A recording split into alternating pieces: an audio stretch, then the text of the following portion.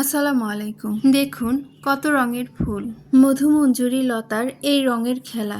এটা কি কেবলই প্রাকৃতিক সৌন্দর্য, নাকি এর পেছনেই লুকিয়ে আছে প্রকৃতির এক অবিশ্বাস্য বুদ্ধিমত্তা? রং পরিবর্তনের কারণ পরাগ সংযোজনকারী জীবকে আকর্ষণ করার একটি কৌশল।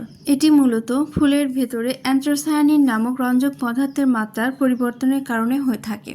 এই যে দেখুন, ফুলটি প্রায় সাদা, এতে অ্যান্থ্রাসায়ানিনের মাত্রা কম রয়েছে। রাতে যখন ফুলটি সাদা বর্ণের হয়ে ফোটে তখন এতে তীব্র সুগন্ধ থাকে, যা নিশাচর পরাগ সংযোজনকারীকে আকর্ষণ করে। পরদিন সূর্যের আলো এবং দিনের তাপমাত্রা বাড়ার সাথে সাথে ফুলের পাপড়িতে অ্যান্থ্রাসায়ানিন নামক লাল রঞ্জক পদার্থ জমতে শুরু করে, ফলে ফুলটি গোলাপি বর্ণ ধারণ করে।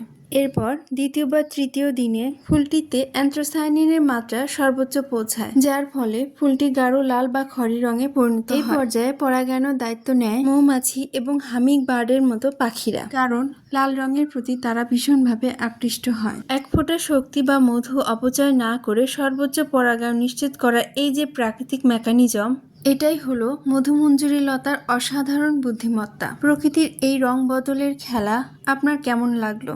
আরও এমন অবিশ্বাস্য তথ্য জানতে সাবস্ক্রাইব করে সাথে থাকুন।